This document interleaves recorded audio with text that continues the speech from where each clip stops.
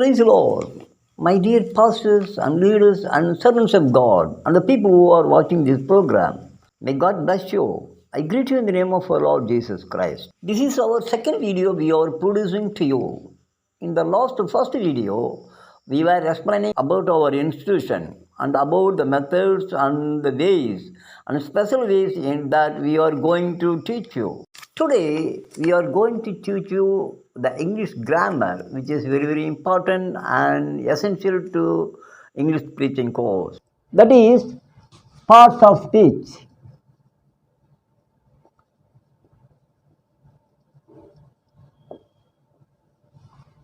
Okay, இப்போது நான் ஆங்கிலத்தில் தமிழில் உங்களுக்கு கலந்து பேசினாலும் வரும் நாட்களிலே 2 மாதம் பொறுத்து உங்களுக்கு நான் முழுவதுமாக ஆங்கிலத்திலேயே பேசுவேன். நாங்கள் அனுப்ப போகிற வீடியோவில் கூட முழுவதும் ஆங்கிலத்தில் பிரசங்கம் பண்ணுறதும் தமிழில் டிரான்ஸ்லேட் பண்ணுகிறதுமான வீடியோக்கள் தான் இருக்கும்.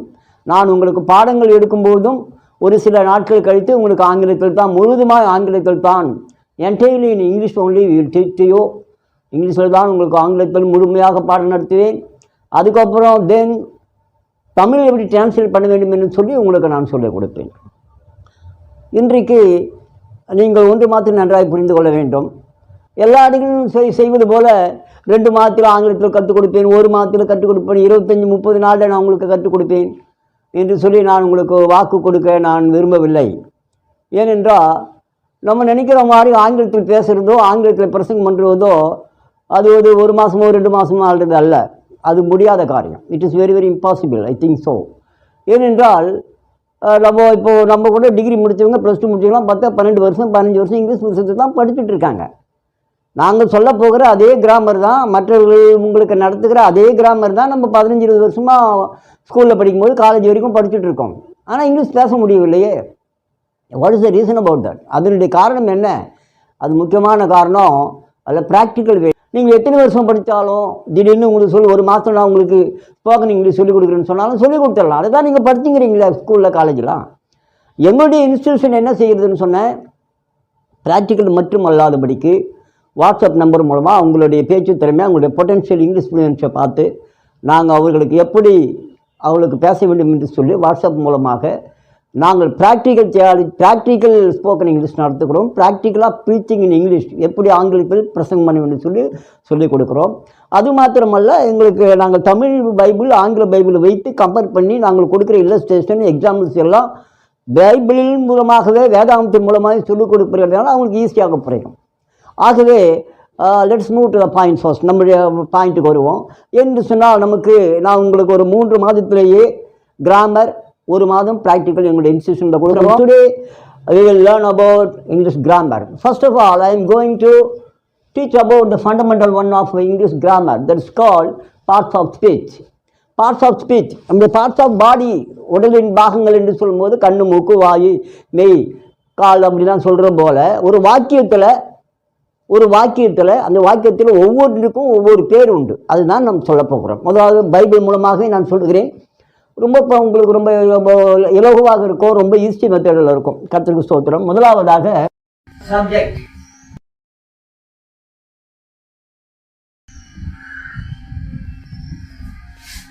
தலையானது அல்லது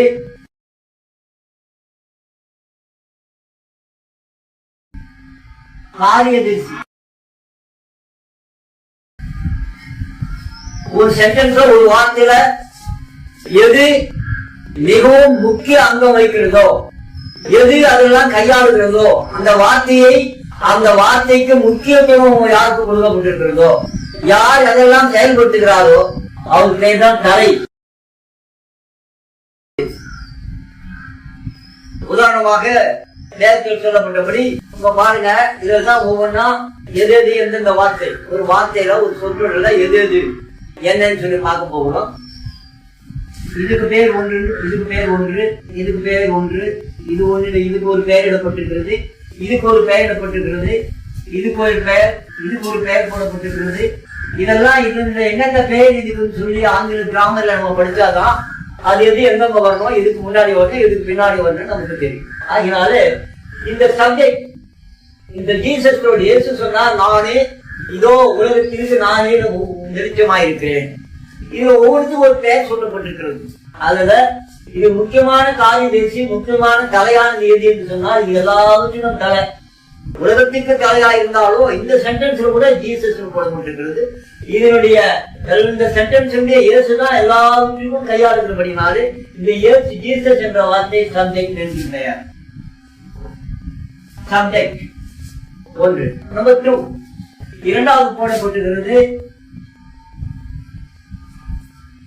noun.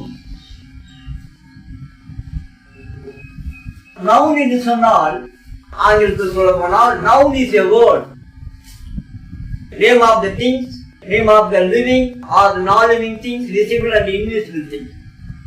Name of all the things of the world, all invisible and visible things, all living things and non-living things. ஆகினால உயிர் வாழ்கிற உயிர் இல்லாத காணக்கூடிய காணக்கூடாத எல்லா பெயர்களுக்கும் உலகில் எல்லா பெயருக்கும் பேரு எதுவா இருந்தாலும் அது பேர் நவுன். பெயர்ச்சொல் என்று தமிழ் சொல்லப்பட்டிருக்கிறது.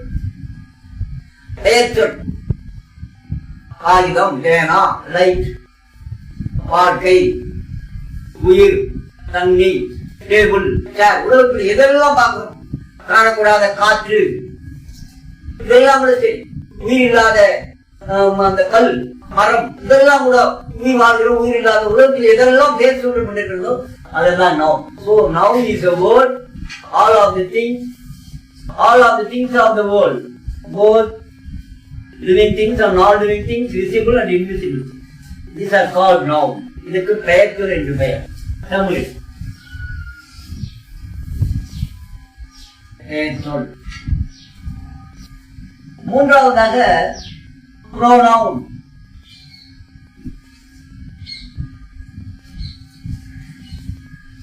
pronoun சொன்னா இதே இருக்கு பாருங்க. noun, நவுனுக்கு அடுத்தது pronoun சொன்னேன். நவுனுக்கு அடுத்தபடியான சொல், நவுனே சார்ந்து இருக்கிறதான அடுத்தபடியான சொல். உதாரணம் ஒரு கதை சொல்லுறேன் என்று சொன்னால், ஒரு காட்டில் ஒரு புலி இருந்தது. அல்லது ஒரு காட்டில் ஒரு சிங்கம் இருந்தது, ஒரு புலி இருந்தது. அந்த சிங்கம் அந்த காட்டில் இருக்கிற எல்லா விலங்குகளும் அடித்து மெத்தி கொண்டிருந்தது. அப்படி ஒரு கதையை ஆரம்பிக்கல. முதலாவது எழுதும்போது அந்த சிங்கம் தான் போடுவோம். அதுக்கப்புறம் அந்த வார்த்தையில பார்க்கும்போது கதையில அது அது அதுன்னு சொல்லுவோம். தவிர முதலாவது லைன் ஆரம்பிச்சுட்டு அதுக்கப்புறம் லைன் சொல்ல மாட்டோம். சிங்கம் சொல்லும் போது அதுக்கப்புறம் அந்த சிங்கம் போட மாட்டோம். அது அது அது எல்லோரும் மிரட்டி கொண்டிருந்தது, அது ஒரு நாள் வெளியூருக்கு சென்றது, இப்படிலாம் தான் அது என்று சொல்லுவோம். ஒரு மனுஷனை பற்றி சொல்லும் போது ஒரு ஊரில் ஒரு ராஜா இருந்தார். அந்த ராஜாவுக்கு 2 பிள்ளைகள் இருந்தது. அதுக்கப்புறம் போகும்போதெல்லாம் அவர் அவர் அவர் தான் சொல்லுவோம். தவிர மறுபடியும் அந்த ராஜா குறிப்பிட மாட்டோம். அதனால ஒரு பெயர்ச்சொல்லுக்கு அல்லது ஒரு சப்ஜெக்டுக்கு அந்த ஒரு கதையில ஒரு எழுதும் போது ஒருத்தருடைய பேரை அப்படியே சொல்லாதபடிக்கு, மறுபடியும் குறிப்பிடாதபடிக்கு, அவன் அவள் அது அவர் அப்படியே குறிப்பிடுறோம். அதுக்கு பேர் தான் pronoun. He, she, it, they, etc. pronoun he, she, it, they. இப்ப இதெல்லாம் பாருங்க, இப்ப pronoun எது பாருங்க. இயேசு சொல்றாரு, இயேசு சொன்னார், நானே வழியும் சத்தியம் ஜீவனமா இருக்கிறேன். மறுபடியும் இயேசுன்னு வராது. he, she, I அது வரும். ஆகினால இந்த ஐ என்பது இந்த pronoun. ஜீசஸ் என்பது சப்ஜெக்ட், ஐ என்பது pronoun. அடுத்தபடி பாருங்க, நாள்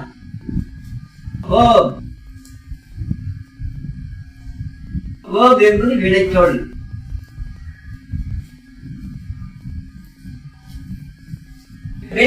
வினைச்சொல்னா செய்யறது குறிக்கும். நல்லா வினை நம்ம அழகா சொல்லுது. தமிழ பழமொழி வினை ஒன்று விதித்தால் எதை ஒன்றா இருப்பான். என் மனுஷன் எதை விதைக்கிறானோ அது இருப்பான். அதாவது வினை எடுத்து செய்வினை செய்ய ஒரு தொழில். அது நம்மள வருகிற நாட்டில ரொம்ப விளக்கமா சொல்றேன். இது உங்களுக்கு ஒரு வேலை புரியாதா இருக்கும். புரிஞ்சாலும் இது பார்த்துக் கொள்ளுங்க. முதலாவது வினைச்சொல். So verb is a word which shows an action and command. வினைச்சொல் என்பது ஒரு தொழில் செய்யறதை குறிக்கும். அதே போல அது கமாண்ட், அது ஒரு கட்டளை சொல்லாக இருக்கும். உதாரணமாக படி, சாப்பிடு, எழுந்திரு, அது ஒரு கட்டளை சொல். இரண்டாவதாக அது ஒரு வினையை செய்யறதுக்கு கட்டளை போடுகிற சொல். வினையை செய்வதற்கு கட்டளை இடுகிற சொல்லுக்கு பேர் தான் வினை சொல். உதாரணமாக say, eat, do, sing, read. say na சொல்லு, சாப்பிடு, give கொடு, sing na பாடு, read na படி, செய் சொல்லு ஒரு கட்டளை இருக்கு பாருங்க. கட்டளையோடு கூட சேர்ந்த ஒரு செய்யும் தொழிலுக்கு பேர் தான் வினை. கட்டளையோடு கூட சேர்ந்த அதை செய், இதை செய், இதை செய்யாத அப்படின்னு சொல்லி பேர் தான் வினைச்சொல். ஏற்கனவே சொல்லப்பட்ட வினைச்சொல்ல இங்க எது பாருங்க, இயேசு சொன்னார் நானே வழியும் சத்தியம் ஜீவனுமா இருக்கிறேன். பாத்தீங்களா, இதுல பாசம் போடப்பட்டிருக்கிறது டோல். ஆகினால டோல் என்பது ஒரு வினைச்சொல். ஆகினால இந்த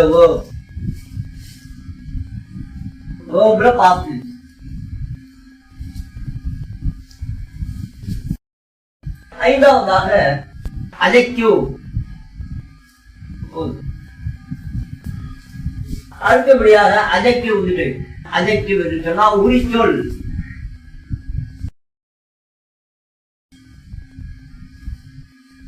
adjective என்று சொன்னால் உரிச்சொல்.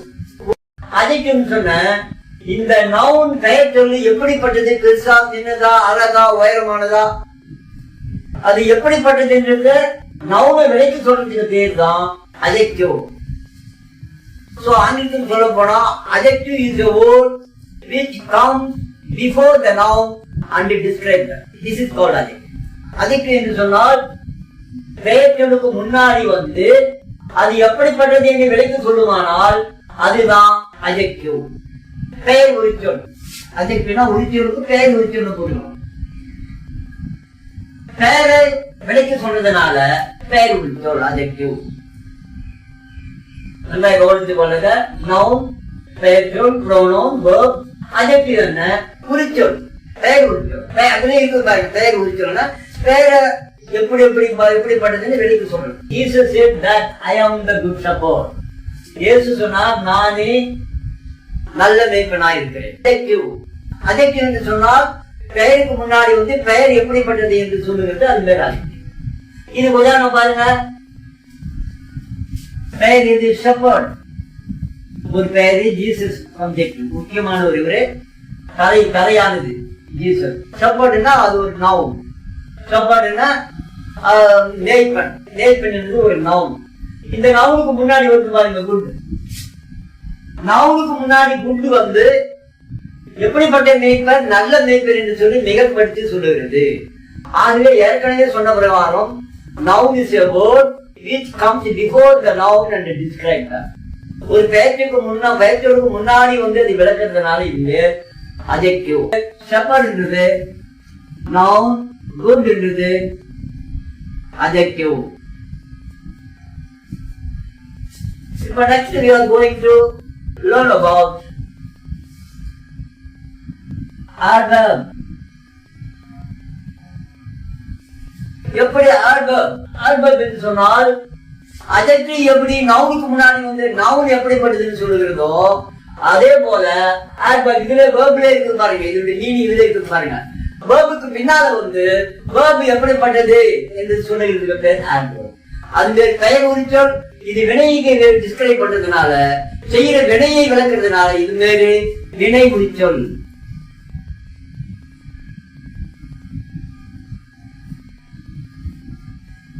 தமிழுக்கு வர ப்ரிபோசிஷன்.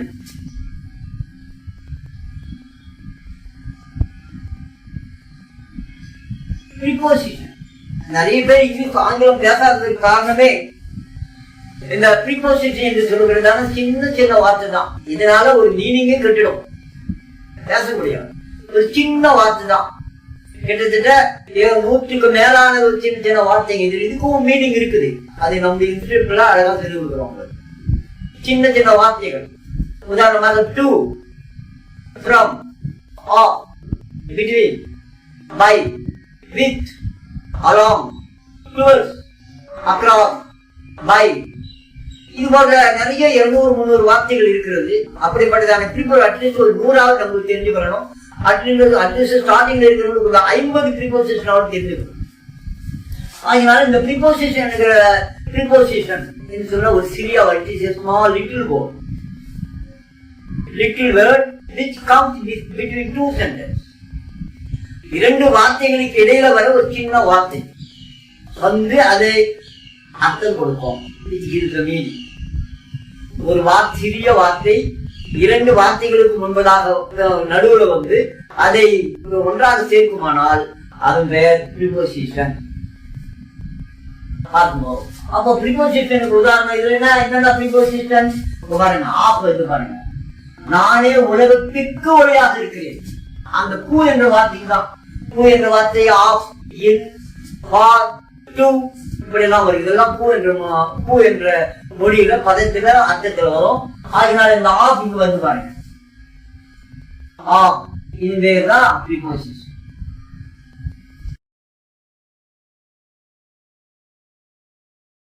ஆஃப், டு, ஃப்ரம் அதான் சொன்னேன் இல்லையா, அதுதான் ப்ரீபோசிஷன். அப்போ ப்ரீபோசிஷன் என்ன? ஒரு சிறிய வார்த்தை, 2 சென்டென்ஸ், 2 வார்த்தைகள்.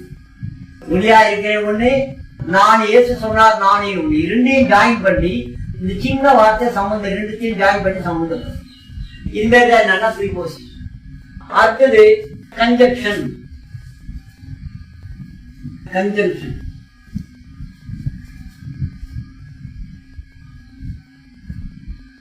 கன்ஜங்ஷன் இணைப்பு வார்த்தை.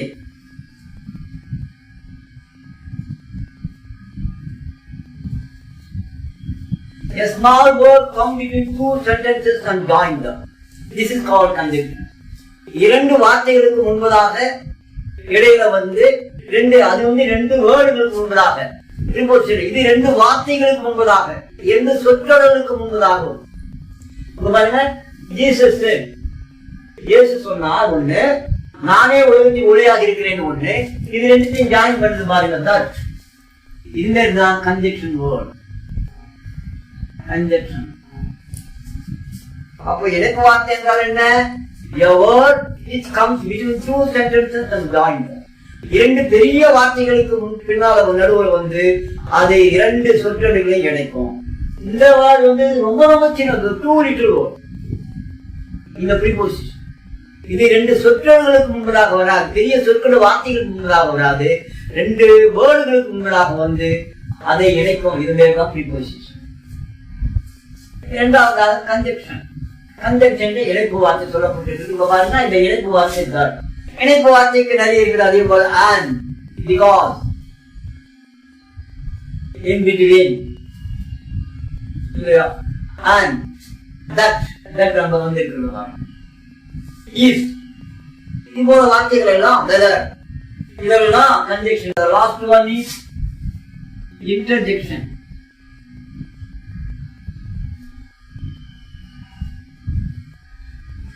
Interjection is a emotional word. ஒரு ஆச்சரியம் மட்டும் ஒரு உணர்ச்சி பூர்வமா சொல்லுற வார்த்தைக்கு பேர் தான் interjection. Interjection is emotional word. Emotional வார்த்தை.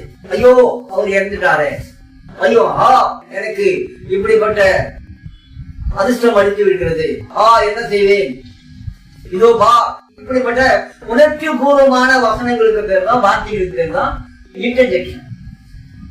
ஆகவே இன்றைக்கு உங்களுக்கு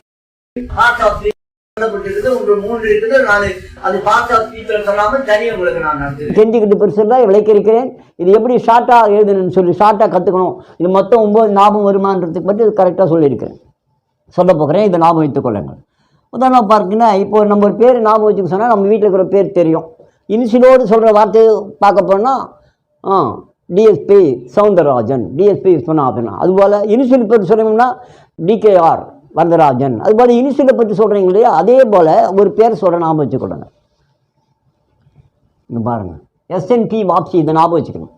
நம்ம அக்கா தங்க அம்மா பேர் அப்பா பேர் ஞாபகம் வச்சுக்கிற மாதிரி இது இனிஷியலாக நினச்சிக்கணும். SNP initial வாப்சி. இதை ஞாபகம் வச்சுக்கிட்டோன்னா இதனுடைய 8 இது நான் வாப்சி எஸ்என்பி வாப்சின்னு ஞாபகம் வச்சுக்கணுன்னா இந்த 8 இது உங்களுக்கு வரும். இதனுடைய முதல் எழுத்து எஸ்என்பி விஏஏ பிசிஐ. எஸ்என்பி வாப்சின்னா எஸ்ன்றது subject, noun, pronoun, verb, adjective, adverb, preposition, conjunction and interjection. இப்போ பாருங்கள், ஈஸியாக ஞாபகம் வச்சுக்கலாம். எஸ்என்பி வாப்சின்னு ஒரு ஏதோ ஒரு பேர் ஞாபகம் வச்சுக்கிற மாதிரி ஞாபகம் வச்சுட்டிங்கன்னா எஸ்என்பி வாப்சி 8 what are the parts of speech in grammar, English கிராமர்னு சொன்னால் you can easily tell SNP வாப்சி. You can easily tell about this parts of speech. இந்த பார்ட்ஸ் ஆஃப் ஸ்பீச் 8 இதுவும் ஆட்டோமேட்டிக்காக தெரிஞ்சிடும். இப்போ அதனுடைய விளக்கத்துக்காக உங்களுக்கு ஒரு ஷார்ட் மெத்தட் சொல்கிறேன், அது ஞாபகம் வைத்துக்கொள்ளுங்க. இதனுடைய விளக்கத்துக்காக இன்னொரு ஈஸியஸ்ட் வே மெத்தட் ஒன்று சொல்கிறேன். ஈஸியஸ்ட் இதே போல் ஒரு ஷார்ட் ஃபார்ம் ஒன்று சொல்கிறேன். ஃபார்ம்னா அதை ஞாபகம் வைத்துக்கொள்ளுங்க, உங்களுக்கு ரொம்ப பிரயோஜனமாக. ஆதியாகமம் 2ஆம் அதிகாரம் 19வது வசனம், இப்போ 23வது வசனம். தேவநாயகத்தை வெளியின் சகல வித மிருகங்களையும் ஆகாயத்தின் சகல வித பறவைகளும் மண்ணினாலே உருவாக்கி ஆதாம் அவைகளுக்கு என்ன பெயரிடுவான் என்று பார்க்கும்போது அவைகளை அவனிடத்தில் கொண்டு வந்தார். அந்தந்த ஜீவ ஜந்துக்கு ஆதாம் எந்தெந்த பெயரிட்டானோ அதுவே அதற்கு பெயர் ஆயிற்று. 23வது வசனம் பாருங்கள். இப்போ 22. தேவநாயக கர்த்தர் தாம் மனுஷனை எடுத்த விலா எலும்பை மனுஷியாக உருவாக்கி அவளை மனுஷனிடத்தில் கொண்டு வந்தார். அதான் இது 2 வசனம் உங்களுக்கு ஏற்கனவே தெரியும். அதை பற்றி சொன்னாவே இதனுடைய விளக்கம் இருக்குது. இதில் முதலாவது அந்த வசனத்தை பற்றி நான் விளக்க சொல்லிக் கொடுக்குறேன். தேவனாகி கர்த்தர் ஆண்டவர் என்ன பண்ணுறாரு, எல்லா உலகத்தில் எல்லா பொருட்களையும் எல்லா விதமான சகல விதமான ஜீவன்கள், பெயர்கள், பொருள்கள், எல்லா விதமான பறவைகள், மிருக ஜீவன்கள், ஊரும் பிராணிகள் எல்லாத்தையும் செஞ்சு ஆதாம் மண்ணை கொண்டு வந்தார். கொண்டு வந்து விலைக்கு சொல்கிறாரு, எல்லாவற்றையும் விலைக்கு சொல்கிறாரு. இதுக்கு என்ன பேர் வைப்பேன், நம்பர் 1. 2வது சின்ன எலும்புகள், விழா எலும்பு, சின்ன எலும்புகளை விழா எடுத்து மனுஷியாக உருவாக்கி இணைக்கிறாரு. இது 2 ஞாபகம் வச்சிங்கன்னா போதும். இது 2த்தினுடைய ஃபார்மா தான் இதில் அடங்கியிருக்கு. கர்த்தர் எல்லா ஜீவ ஜந்துக்களும் அவரே செஞ்சு ஆதாமிடம் விலைக்கு சொல்லி சின்ன எலும்பு கொண்டு வியாபாரை உருவாக்கி இணைத்தார். ஆதாம் ஆச்சரியப்பட்டான். அதை நாங்கள் வசனத்தை பார்த்தோம். 19வது வசனத்தை 23வது வசனம். அதாவது ஆண்டவர் வந்து களிமண்ணால் எல்லாத்தையும் உருவாக்கி ஆதாம் கொண்டு போய் கொடுத்து விலைக்கு அதை சொல்லி முடிச்சுட்டு சின்ன எலும்புகளை கொண்டு வியாபாரை உருவாக்கினார். அது ஆச்சரியப்பட்டான். உருவாக்கி இணைத்தார், அது ஆச்சரியப்பட்டான். இதில் இருக்கு பாருங்கள், கர்த்தர் எழுவா. இதுக்கு முக்கியமானது சப்ஜெக்ட்னா முக்கியமானதுன்னு அர்த்தம் கர்த்தர். இதில் இதுதான் நவுன்னா பாருங்கள், பொருள், எல்லா ஜீவ ஜந்துக்களும், எல்லா உலகத்தில் எல்லா ஜீவ ஜந்துக்கள், பறவைகள், சின்னது பொருட்கள் எல்லாம் உருவாக்கினார். அதன் பேர் நவுன். பாருங்கள், சப்ஜெக்டு, இது பேர் நவுனு. ப்ரௌனவுன் அவரே. இங்கே என்ன சொல்கிறோமோ அவருக்கு தான், அவன் அவள் அதுன்னு சொல்கிறேன் பார். அதான் இங்கே என்ன சொல்கிறோமோ அவரே அவளே. இது ப்ராபம், சாரி, இது ப்ரொனவுன். செய்து கிரியை பாருங்கள், வேர்பு, செய்யறது, கிரியை செய்யறது, அது மாதிரி வேர்பு. அஜெக்டிவ், அவ்பர்ப். இது வந்து நவுனை விலைக்கு சொல்லலாம். அஜெக்டிவ் அதாவது பெயர் சொல்ல, இது வினைச்சொல்ல விலைக்கு சொல்லணும். பாருங்கள், ஆதாமிடம் விளக்கி சொல்லி. இங்கே பாருங்கள், விளக்கி சொல்லி கரெக்டாக வருது. இதில் அஜெக்டிவ், அட்வர்ப் ஞாபகம் வச்சுக்கலாம் உங்களுக்கு சொல்லி. இங்கே பாருங்கள், ப்ரிப்போசிஷனாக சின்ன வார்த்தை ஆஃபு, பை, இன்னு, ஆணு, அது ஞாபகம் வச்சுக்கலங்க. அதான் சின்ன எலும்பு கொண்டு எவ்வாறு உருவாக்குற. சின்னும் போது உங்களுக்கு ப்ரிப்போசிஷன் ஞாபகம் வச்சுக்கணும். சின்ன எலும்பை கொண்டு, சாரி இங்கே எச்சு கிடையாது, இங்கே ஐ தான். இன்னும் சின்ன எலும்பு கொண்டு யாவாலை உருவாக்கி இணைத்தார். சின்ன எலும்பு கொண்டு இணைத்தார், கன்ஜெக்ஷன், இணைத்தார். பாருங்கள், யாவாலை உருவாக்கி இணைத்தார். ஐன்னா ஆச்சரியப்படுறது, அழுவுறது, போகிறது, ஹோ ஹான். ஆதாம் ஆச்சரியப்பட்டான். இதை வந்து வசந்த மனப்பாடம் பண்ணினா சின்ன வேர்டு. இது உங்களுக்கு இதை புரிந்து கொண்டால் மற்ற நம்ம இருக்கிற கிராமர் இலக்கணங்கள் முழுவதும் ரொம்ப dead easy. So you don't bother about anything. நீங்கள் நன்றாக சீக்கிரமாக ஆங்கிலத்தில் பேசுவீர்கள், ஆங்கிலத்தில் பிரசங்கம் பண்ணுவீர்கள், ஆங்கிலத்தில் வர்ஷிப் பண்ணுவீர்கள். God will make you high. கர்த்தர் உங்களை உயர்த்துவாராக. ஆண்டவர் ஏற்கனவே எங்களுக்கு நமக்கு வாக்குத்தத்தம் கொடுத்திருக்கிறார். கர்த்தர் எந்த மனுஷனையும் பிரகாசிக்கிற மெய்யான ஒளி. நான் கூட வாழ்க்கையில் எவ்வளவோ பிரயாசப்பட்டு ஆங்கிலமே என்னென்று தெரியாது. என்னுடைய +2 பிஎஸ்சி வகுப்பில் 3 தடவை ஆங்கிலத்தில் ஃபெயில் ஆகிட்டேன். ஆனால் கர்த்தருடைய வேதாமத்தை கொண்டு படிக்க கர்த்தர்களுக்கு உதவி செய்து இன்றைக்கு ஃப்ளோரிடா யூனிவர்சிட்டி அமெரிக்காவில் PhD முடிக்க கர்த்தர் உதவி செய்தார். அது மட்டுமல்ல, தியாலஜியில் பொறுத்தவரையில் 25 சப்ஜெக்ட் உலகத்தில் எந்த தியாலஜி சப்ஜெக்ட் கொடுத்தாலும் I will able to teach. எந்த தியாலஜி புக் கொடுத்தாலும் நாங்கள் டீச் பண்ணுவேன். காரணம், ஆங்கிலத்தை படித்து வேதாகமத்தை படித்ததுனால எங்களுக்கு உண்டான கர்த்தருடைய கிருபை ஆகினால இன்னும் எவ்வளோ இருக்கிறது. நாங்கள் உங்களுக்கு கிராமரை நடத்துவோம். நீங்கள் ஒரு நாள் வேதத்தை பிரசங்கம் பண்ண போகிறீர்கள். நீங்கள் ஒரு நாள் சுவிசேஷம் ஆங்கிலத்தில் நீங்கள் டிரான்ஸ்லேட் பண்ண போகிறீர்கள்.